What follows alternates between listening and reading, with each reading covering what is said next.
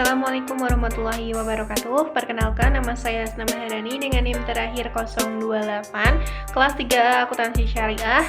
Saya membuat video ini bertujuan untuk memenuhi tugas ujian akhir semester mata kuliah Fikih Ekonomi dan Bisnis Islam yang diampu oleh beliau, Bapak Muhammad Syahril ME. Langsung saja, di sini ada beberapa yang akan kita bahas, mulai dari sewa menyewa, jasa dalam Islam, profit and loss sharing, jual beli via internet, MLM dan jual beli arisan, jual beli uang dalam Islam, dan yang terakhir ijarah muntahiyah bitamlik. Pertama, sewa menyewa. Sewa menurut bahasa disebut dengan ijarah yang berarti imbalan terhadap suatu pekerjaan. Dasar hukum sewa menyewa ini tertuang pada Al-Quran Surat Al-Baqarah ayat 233, Quran Surat Al-Tolak ayat 6, Al-Quran Surat Al-Qasas ayat 26-27. Sedangkan rukun ijarah ada 4. Yang pertama, ijab dan qabul. Kedua, orang yang bertransaksi, upah atau sewa. Dan yang terakhir, manfaat sewa. Di samping memenuhi rukun juga harus memenuhi syarat-syaratnya, antara lain kedua belah pihak yang berakad, penjual dan pembeli, yang bertransaksi balik dan berakal, upah atau sewa dalam transaksi harus jelas, manfaat sewa harus diketahui secara sempurna. Terdapat 2 jenis sewa menyewa, yakni ijarah yang bersifat manfaat dan ijarah yang bersifat pekerjaan. Materi yang kedua, jasa dalam Islam. Jasa dalam Islam ini meliputi wakalah, kafalah, hiwalah, dan rahan atau gadai. Wakalah artinya menjaga, menitipkan atau perlindungan atau juga pemeliharaan. Hukum asli wakalah adalah boleh. Rukun dan syarat wakalah antara lain orang yang mewakilkan atau mewakil, orang yang menerima wakil, objek yang diwakilkan, dan ijab dan qabul. Kedua, kafalah. Secara bahasa berarti aldaman, hamalah, dan zamaah. Jaminan, beban, dan tanggung jawab. Dasar hukum kafalah terdapat pada surat Yusuf ayat 66. Rukun dan syarat wakalah antara lain orang yang menjamin, orang yang berpiutang, orang yang berhutang, al-madmun, utang barang atau orang, dan yang terakhir siqat atau lafaz, pernyataan yang diucapkan oleh penjamin. Kedua, hiwalah. Hiwalah secara bahasa berarti memindahkan. Akad hiwalah diperbolehkan berdasarkan ijma ulama dan sunnah. Rukun hiwalah antara lain muhil, orang yang menghiwalahkan, orang yang dihiwalahkan, orang yang menerima hiwalah, al-madmun, utang barang atau orang, dan ijab dan qabul. Sedangkan syarat hiwalah adalah adanya kerelaan muhil, ada persetujuan dari muhal, hutang yang dialihkan keadaannya masih tetap dalam pengakuan.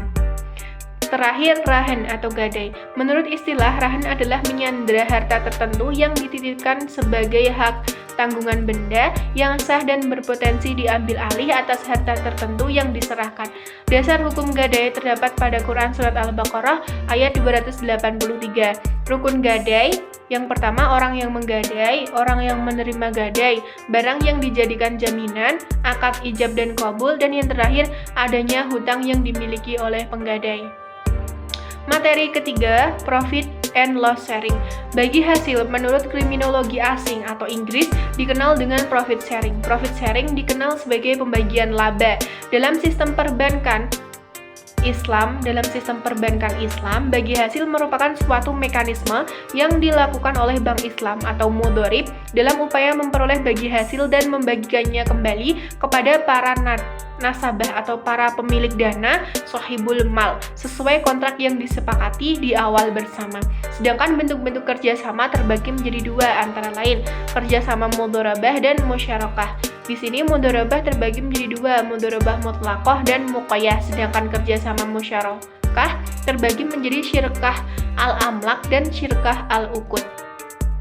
Perbedaan bunga bank dan bagi hasil. Bunga bank tidak ada resiko dan pengembalian membagikan. Jumlah bunga ditentukan pada waktu kontrak, jadi ada asumsi bahwa penggunaan dana akan pasti membawa manfaat. Sedangkan di bagi hasil berdasarkan resiko dan keuntungan membagikan. Jumlah pembagian keuntungan disepakati pada saat kontrak itu dibuat, disusun berdasarkan kemungkinan resiko, keuntungan, dan kerugian.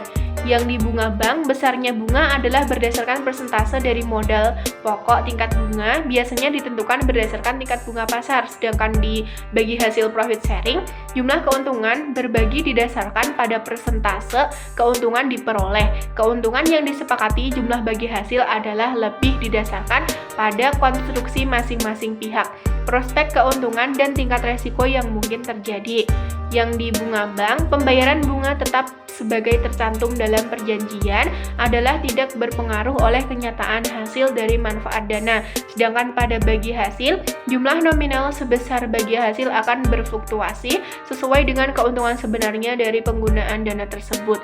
Yang di bunga bank atau bank interest dinafikan dan berbasis ego.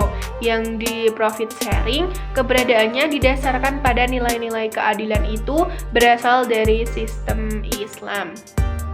Materi selanjutnya, jual beli via internet. Jual beli online atau via internet adalah transaksi yang dilakukan oleh dua belah pihak tanpa bertemu langsung.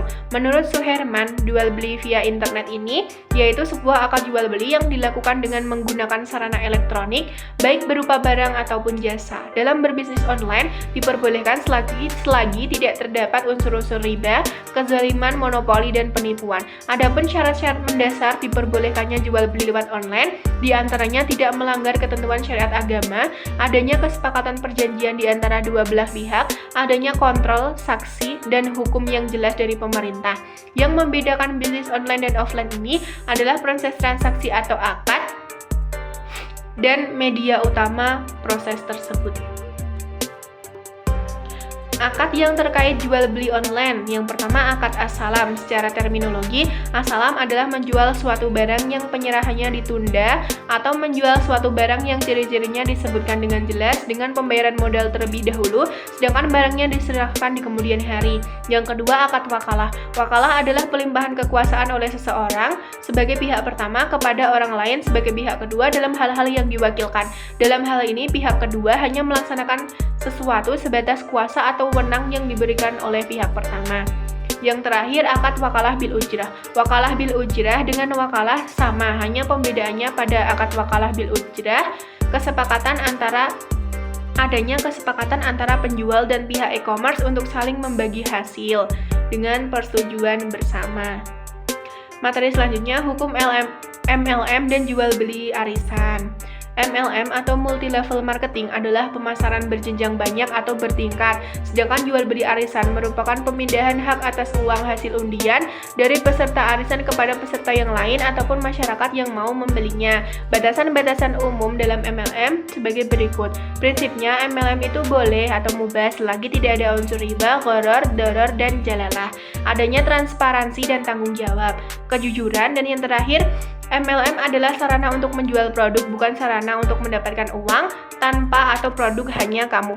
Selanjutnya, batasan-batasan praktik dalam jual beli arisan adalah sebagai berikut. Pertama, prinsip kebolehan, prinsip keadilan, prinsip kebenaran, kebajikan, dan kejujuran, prinsip kerelaan dan kemanfaatan, dan yang terakhir, prinsip haramnya riba. Praktik jual beli arisan tersebut cenderung pada transaksi bisnis dan mengandung unsur kepercayaan diri, tidak lagi bersifat ta'awun atau tolong-menolong. Akad yang ada dalam jual beli arisan ini adalah akad al-sarf. Yang menjadi pokok pembahasannya adalah jual beli arisannya, bukan arisannya. Sehingga dalam hal ini kegiatan terpisah namun masih berhubungan dengan arisan. Materi selanjutnya, jual beli uang. Pertukaran mata uang dalam istilah bahasa Inggris dikenal dengan money change. Dalam bahasa Arab sering disebut sebagai atau disebut dengan kata al-sarf. Dalam kamus Al-Munjid fi al-Lughah disebutkan bahwa al-sarf berarti menjual uang dengan uang lainnya. Secara bahasa, pertukaran mata uang asing atau al-sarf mempunyai arti al-ziyadah, tambahan, penukaran atau transaksi jual beli. Hukum transaksi al-sarf ini mubah dan diperbolehkan oleh syarat. Adapun hukum yang ditinjau dari sisi sifat syar'inya sama seperti hukum transaksi jual beli pada umumnya. Karena jual beli mata uang termasuk ke dalam jual beli, maka dibolehkan karena pada dasarnya jual beli sendiri diperbolehkan seperti tercantum yang tertera pada Quran surat Al-Baqarah ayat 275. Menurut Fatwa Dewan Syariah Nasional atau DSN, transaksi jual beli mata uang pada prinsipnya boleh dengan ketentuan sebagai berikut. Tidak ada unsur spekulasi atau untung-untungan. Ada kebutuhan transaksi atau untuk berjaga-jaga. Bisa disebut juga sebagai simpanan. Apabila transaksi dilakukan terhadap mata uang sejenis, maka nilainya harus sama dan secara tunai.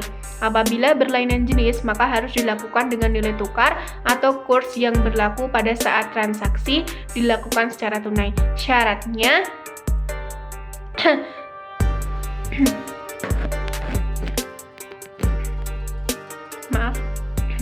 Syaratnya serah terima sebelum iftiraq atau berpisah. Al-tamathul sama rata, pembayaran secara tunai dan tidak mengandung khiyar.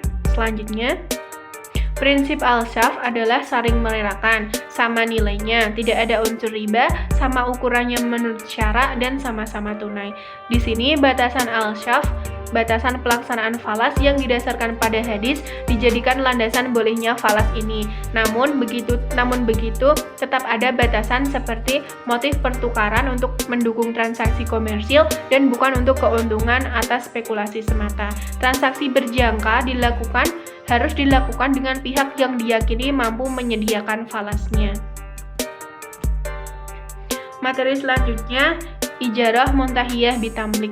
Ijarah muntahiyah bitamlik adalah perjanjian sewa-menyewa antara bank sebagai pemberi sewa dan nasabah sebagai penyewa atas suatu barang yang menjadi objek sewa dalam waktu tertentu melalui pembayaran sewa oleh nasabah kepada bank yang mengikat bank untuk mengalihkan kepemilikan objek sewa kepada penyewa setelah selesai masa sewa.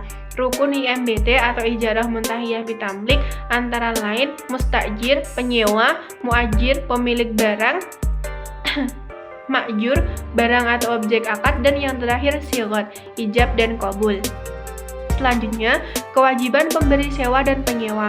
Pemberi sewa berkewajiban menyediakan aset yang disewakan, menanggung biaya pemeliharaan aset, mengungkapkan kekurangan jika ada. Sedangkan kewajiban penyewa adalah membayar sewa dan menjaga keutuhan aset serta menggunakannya sesuai kontrak, menanggung biaya pemeliharaan atau biaya pemeliharaan minor, kecil-kecil. Yang terakhir, jika aset yang disewakan rusak bukan karena pelanggaran atau kesalahan, maka pemberi sewa yang menanggung. Selanjutnya, ketentuan objek yang dijadikan objek IMBT. Objeknya harus ada manfaatnya dan bisa digunakan oleh penyewa. Manfaatnya bisa dirasakan penyewa saat masa menyewa. Yang ketiga, manfaatnya harus dikenali. Dan yang terakhir, spesifikasi objek harus transparan dan jelas. Selanjutnya, ketentuan umum IMBT atau ijarah muntahiyah bitamlik. Semua rukun dan syarat yang berlaku dalam DSN 09-DSN MUI 4-2000. Perjanjian untuk melakukan akad IMBT harus disepakati ketika akad ijarah ditandatangani. Dan yang terakhir, hak dan kewajiban setiap pihak harus dijelaskan dalam akad. Baik, sekian yang dapat saya sampaikan. Kurang lebihnya saya mohon maaf. Apabila masih kurang jelas atau kurang begitu mengerti, apabila ada informasi yang kurang, hendaknya teman-teman bisa mencari di sumber lain. Cukup sekian. Mohon maaf. Wassalamualaikum warahmatullahi wabarakatuh.